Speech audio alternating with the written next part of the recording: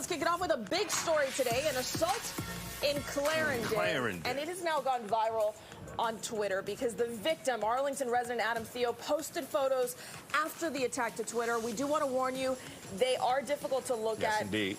And he, unfortunately, did suffer some serious lacerations and injuries. He says that he saw a man and a woman arguing. He believed them probably to be a couple. That argument then escalated. It turned physical. So he decided he would intervene. And this is the result. He was hit multiple times by the assailant. He was transported to the hospital. Police at this hour still looking for that suspect. The victim was clear. He is not calling for jail time for the man who assaulted him. He actually wants to pursue restorative justice. So what does restorative justice actually mean? We've heard a lot about this term, especially in this area, in D.C. We're going to break it down here with an expert, Jessica Jackson with Reform Alliance, live with us now.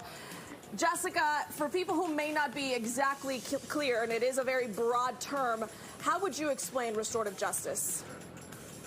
Yeah, I would say that restorative justice starts with accountability. It's a process that is inclusionary of everybody. So the victim, the person who perpetrated the harm, as well as the district attorney, normally a public defender, and they sit together and come up with a punishment that everybody can feel good about. So it's not the same adversarial process that you're used to seeing where the victim talks to the DA and the suspect talks to, the defendant talks to the public defender, and then the two of them come into court and fight. It's a process that allows for a victim's voice and allows for somebody to take accountability without just only having that one punishment of incarceration on the table. Got you. How commonplace is restorative justice, and how successful is it to stop recidivism and, you know, stop it from happening again?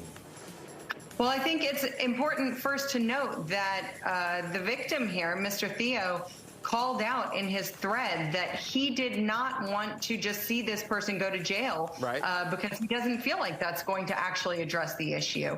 There are a lot of underlying reasons why people commit crime: mental health issues, substance abuse issues, anger issues, economic issues, all sorts of issues. And then yet we have this one-size-fits-all punishment of jail where people go, but they don't necessarily get help, or most of the time they don't get help for the underlying issue that drove them to commit the crime in the first place. So I think Mr. Theo did a great job calling that out in his thread, because what he really wants to see is that this person takes accountability for what he's done to him, maybe for what he's done for other people as well, and then gets the help he needs for his issues so that he doesn't do it to somebody else in the future.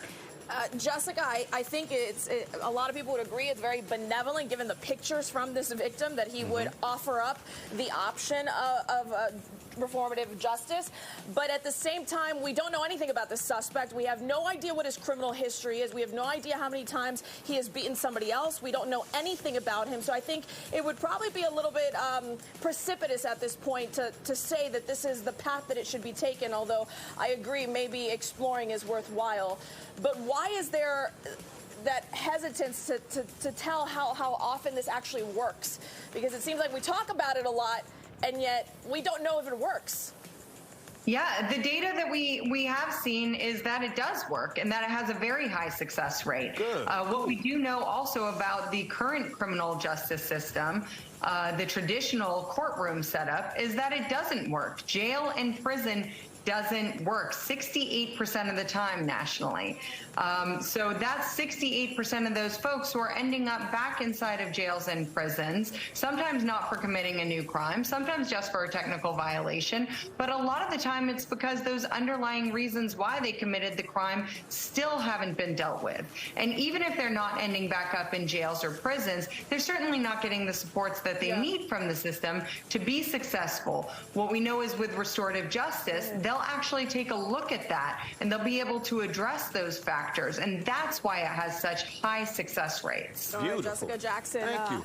Informing us on what restorative justice is, and of course it's a very nuanced issue, and not every approach is just a one-size-fits-all, but we'll keep on top of this topic.